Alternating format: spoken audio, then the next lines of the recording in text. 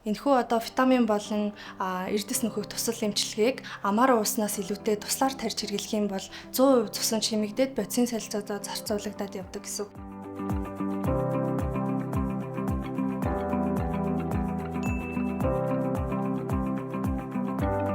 Сайн байцгаана уу? Доктор Чингүнс хайранд витамин клиникийн эмч мөхтөл байна. За та нартай өнөөдөр витамин болон эрдэс нөхөх тусал эмчилгээний талаар танилцуулъя.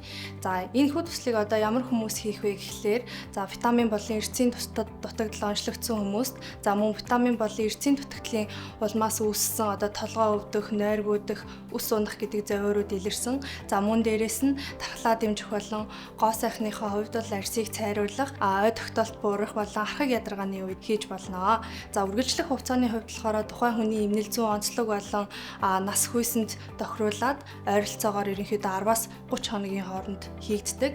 Нэг удаагийн эмчилгээний үргэлжлэх хугацаа нь ерөнхийдөө мөн адилхан тухайн хүний болон эмнэл зүйн онцлог болон шинж тэмдэгт үндэслээд 1-2 цагийн турш үргэлжилдэг байгаа.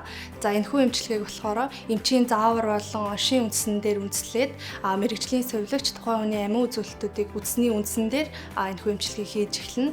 Энэхүү витамин болон эрдэс нөхөх тусал эмчилгээг амар ууснаас илүүтэй туслаар тарьж хэрэглэх юм бол 100% цусан чимэгдээд бодисын солилцоодоо зарцуулагдаад явдаг гэсэн. Витамин болон эрдэс нөхөх тусал эмчилгээг элегний болон бөөрийн дутагдал онцлогдсон хүмүүс, мөн дээрээс нь хор тавдар онцлогдсон жирэмсэн болон бага насны хүүхдүүдэд анхаарал болгоомжтой хэрэглэх бөгөөд эмчийн хяналтанд ороод энэхүү эмчилгээг үргэлжлүүлэн хийх шаардлагатай.